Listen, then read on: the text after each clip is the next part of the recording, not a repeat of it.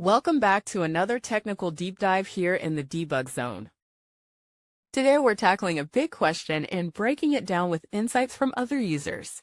Hopefully this clears up some misconceptions and helps you get the answer you need. So buckle up, stay a little curious, and let's jump right in.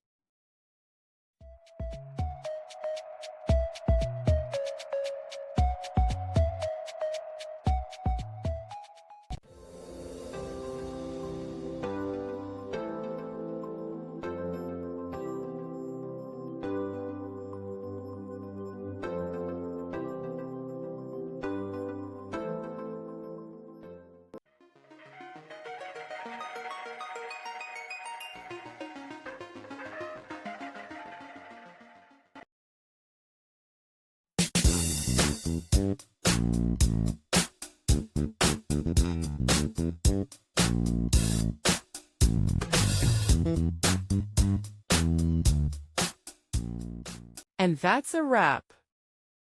I hope you found the answer you were looking for. If you did, take a second to hit that subscribe button. It really helps out. And let me know in the comments which solution worked best for you.